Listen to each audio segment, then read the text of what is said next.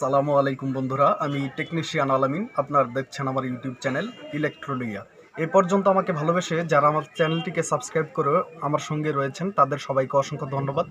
যারা এখন পর্যন্ত আমার চ্যানেলটিকে সাবস্ক্রাইব করেননি তাদেরকে বলবো এলসিডি এলইডি টিভির বিভিন্ন কাজের সমস্যার সমাধানের ভিডিও সহ বিভিন্ন ধরনের ইলেকট্রনিক্স টিউটোরিয়ালের ভিডিও পেতে আমার চ্যানেলটিকে সাবস্ক্রাইব করে অবশ্যই আমার পাশে থাকবেন। সো বন্ধুরা, আজকে আপনাদেরকে এমন একটা বিষয় দেখাবো যে বিষয়টা আসলে অনেক একটা ইন্টারেস্টিং ভিডিও, আপনারা দেখলে অবশ্যই ভালো লাগবে। সেই সাথে আরেকটা বিষয় আপনাদের সঙ্গে শেয়ার করতে চাই, সেটা হচ্ছে আমরা সহজেই আপনার 12 ভোল্ট ব্যাটারির থেকে অথবা আপনার 220 ভোল্ট এসির থেকে ট্রান্সফরমার ব্যবহার করে বিভিন্ন উপায়ে কিন্তু আমরা লো ভোল্টেজে কনভার্ট করতে পারি। কিন্তু লো ভোল্টেজ থেকে হাই ভোল্টেজে কনভার্ট করতে গেলে আমাদের অনেক জটিলতায় ভুগতে হয়। তো আজকে আপনাদেরকে আমি দেখাবো যে কীভাবে 3.7 ভোল্ট ব্যাটারির মাধ্যমে আপনারা চাইলে সহজেই আপনাদের এসি যে বাল্ব রয়েছে সেই বাল্বটিকে গ্লো করতে পারেন, জ্বালাইতে পারেন। সো এইটাই আমি আপনাদেরকে দেখাবো, তাও আবার নষ্ট মোবাইলের চার্জারের মাধ্যমে। সো বন্ধুরা, ভিডিও যদি আপনারা নিজেরাও বাসা থেকে আপনাদের মতো করে তৈরি করতে চান, অবশ্যই ভিডিওটি স্কিপ না করে প্রথম থেকে শেষ পর্যন্ত দেখবেন। সো বন্ধুরা, আর কথা নয়, চলুন আপনাদেরকে কাজটি করে দেখানো যাক। বন্ধুরা, দেখতে পাচ্ছেন আমার সামনে একটা নষ্ট মোবাইলের চার্জার। এটা টোটালি নষ্ট মোবাইলের একটা চার্জারের সার্কিট।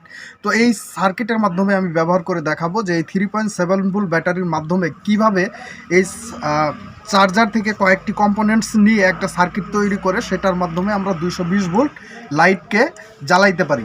আর মূলত এই যে সার্কিটটা আপনাদেরকে দেখাবো, এই সার্কিটটি মূলত আমাদের যে ব্যাডমিন্টন মস্কুইটো মশার যে বেডটা আছে, তো মশা মারার যে বেডটা, সেইটাতে যে ইনভার্টার ব্যবহার করা হয়, সেই ইনভার্টারটা যদি খারাপ হয়ে যায় কারো, এই ইনভার্টার সার্কিটটা ব্যবহার করে কিন্তু আপনারা সহজেই মশা মারার বেডে আপনারা ইউজ করতে পারবেন। সো বন্ধুরা, আর কথা নয়, চলুন সরাসরি আপনাদেরকে কাজ করে দেখাই। তো এইখান থেকে যে কম্পোনেন্টসগুলো আমার মূলত লাগবে সেটা হচ্ছে আমাদের যে ট্রান্সফরমারটা দেখতে পাচ্ছেন, এই এসএমপিএস পাওয়ার সাপ্লাইয়ের এই ট্রান্সফরমারটা লাগবে, এবং এই যে ট্রানজিস্টরটা দেখতে পাচ্ছেন এই ট্রানজিস্টরটা লাগবে, এবং একটা রেজিস্ট্যান্স লাগবে। সো বন্ধুরা, এটা আমি ওপেন করে নিই। ওপেন করে নিয়ে দেন আমি এটাকে কীভাবে তৈরি করি সেটা আমি আপনাদেরকে দেখাবো। বন্ধুরা, আমাদের যে ট্রান্সফরমারটি রয়েছে, আমি এখান থেকে আমাদের ডিসোল্ডারিং পাম্পের মাধ্যমে অর্থাৎ শাকারের মাধ্যমে এটাকে আমরা ওপেন করে নিব।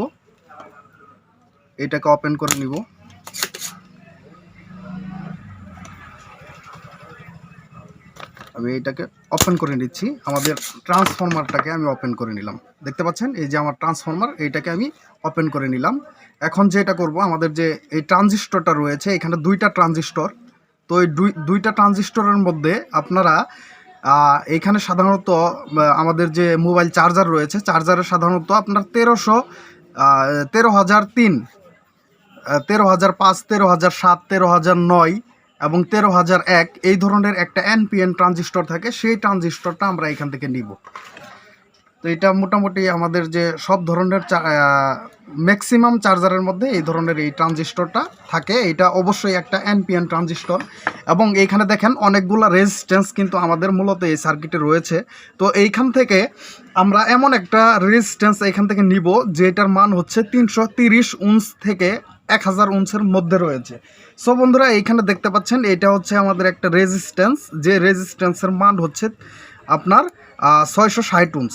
সো বন্ধুরা, এই এটা হচ্ছে 680 উন্স। এই রেজিস্ট্যান্সটাকে আমরা এখান থেকে ওপেন করে নিব, এই রেজিস্ট্যান্সটাকে। সো বন্ধুরা, এটা আমি এখান থেকে ওপেন করি। তো আপনারা সাধারণত যেটা বললাম, আপনারা 330 উন্স থেকে শুরু করে 1000 উন্সের মধ্যে যে কোনো একটা রেজিস্ট্যান্স চাইলে কিন্তু আপনারা ব্যবহার করতে পারেন। তো এইটাও মূলত আপনাদের যে চার্জার রয়েছে, মোবাইল চার্জার, সেই চার্জারের মধ্যে আপনারা সাধারণত পেয়ে যাবেন। এবং এই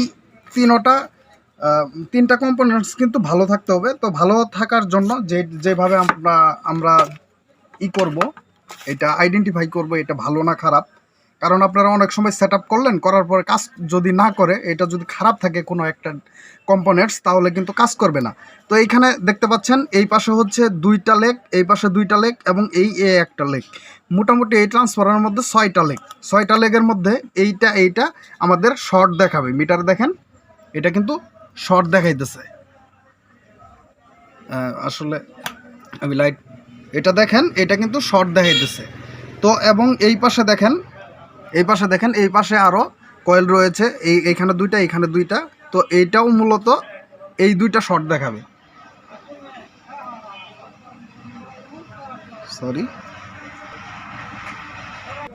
মূলত এই পাশে দেখতে পাচ্ছেন এইটাও শর্ট দেখাবে আমাদের মিটার। দেখেন, এটাও কিন্তু আমরা শর্ট দেখতে পাচ্ছি এবং আমার মিটারটা একটু প্রবলেম করে। আমি যদি এইটা দেখাই, এইটাও শর্ট দেখাবে।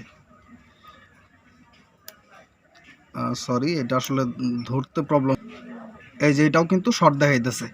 সব বন্ধুরা, আমি আপনাদেরকে একটু ক্লিয়ার করে দেখাই। এইখানে যে 2 টার্মিনাল দেখতে পাচ্ছেন, এই 2টা টার্মিনাল একসঙ্গে শর্ট দেখাবে, এই 2টা টার্মিনাল একসঙ্গে শর্ট দেখাবে, এই 2টা টার্মিনাল একসঙ্গে শর্ট দেখাবে।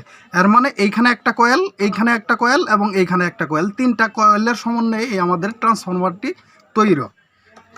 সো বন্ধুরা, এখন যে আমাদের এনপিএন ট্রানজিস্টরটি রয়েছে, এইটা আসলে আমাদের ভেরিফাই করে নিতে হবে এইটা আমাদের ওকে রয়েছে কিনা। তো এটাকে আমি ভেরিফাই করি। দেখেন, এটা কিন্তু আমাদের ওকে রয়েছে। আমাদের এনপিএন ট্রানজিস্টরটি এটা কিন্তু ওকে রয়েছে। এবং এই এনপিএন ট্রানজিস্টরের এই যে প্রথম যে পিনটা রয়েছে, এটা হচ্ছে আমাদের বেস পিন, দ্বিতীয় পিনটা হচ্ছে আমাদের কালেক্টর পিন এবং তৃতীয় নাম্বার পিনটা হচ্ছে আমাদের এমিটার। সো বন্ধুরা, এটা আমি আপনাদেরকে দেখায় দিলাম। এখন এই যে রেজিস্ট্যান্সটা নিয়েছি, এটা হচ্ছে আমাদের 580 ওহমসের একটা রেজিস্ট্যান্স। তো আমি এখন কি করব দেখেন, এই যে টার্মিনাল, এটা হচ্ছে একটা কয়েল, এটা হচ্ছে একটা কয়েল, এটা হচ্ছে একটা কয়েল, এই 2টা হচ্ছে আমাদের আউটপুট, এই 2টা হচ্ছে আমাদের আউটপুট। এবং এই কয়েলের এই পিন এবং এই পিনের সঙ্গে আমরা একটা রেজিস্ট্যান্সকে কানেক্ট করব। তো এই যে রেজিস্ট্যান্সটা আমি নিয়েছি, এই রেজিস্ট্যান্সটাকে আমি এখানে কানেক্ট করে দিব।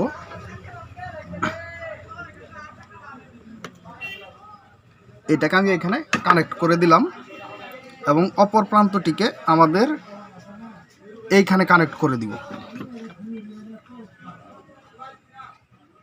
দেখেন, এটাকে আমি কানেক্ট করে দিয়েছি এই রেজিস্ট্যান্সটাকে। এখন যে এটা করব সেটা হচ্ছে আমাদের যে ট্রানজিস্টরটা রয়েছে, এই ট্রানজিস্টরের কালেক্টর পিনটাকে আমাদের এই কয়েলের মাঝখানে আমরা কানেক্ট করে দিব।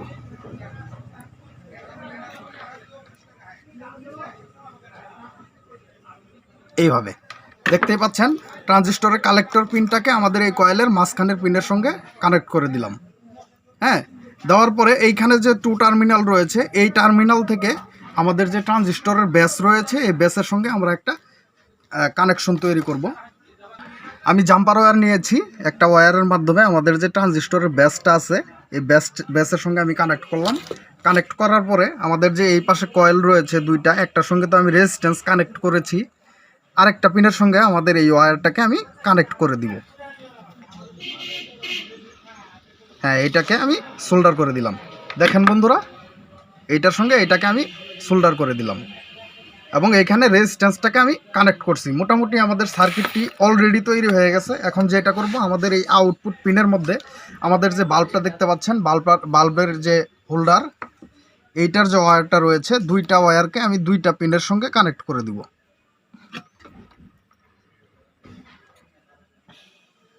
দেখেন, আমি আসলে 2টা ওয়্যারকে আমাদের এইটার সঙ্গে আমি কানেক্ট করে দিচ্ছি।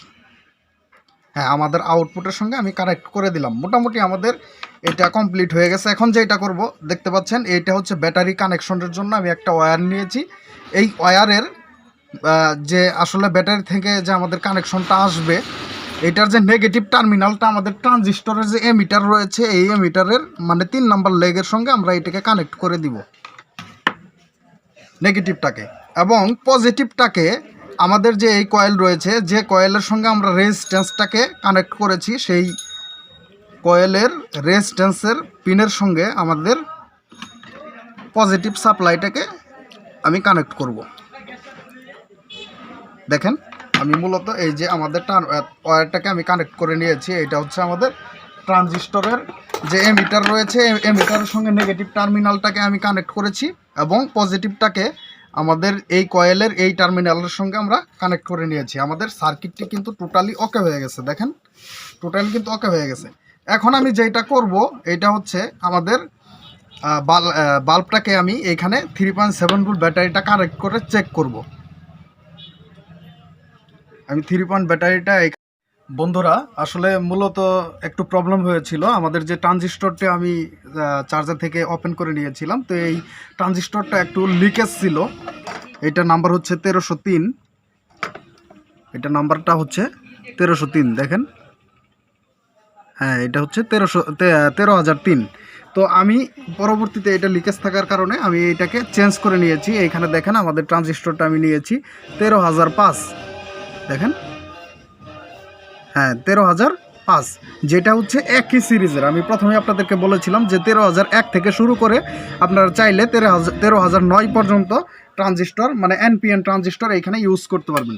সো বন্ধুরা এখন যদি আমি এটাকে কানেক্ট করি, কানেক্ট করার পরে দেখেন আমাদের রেজাল্টটা, দেখেন আমাদের লাইটটা কিন্তু গ্লো করতেছে।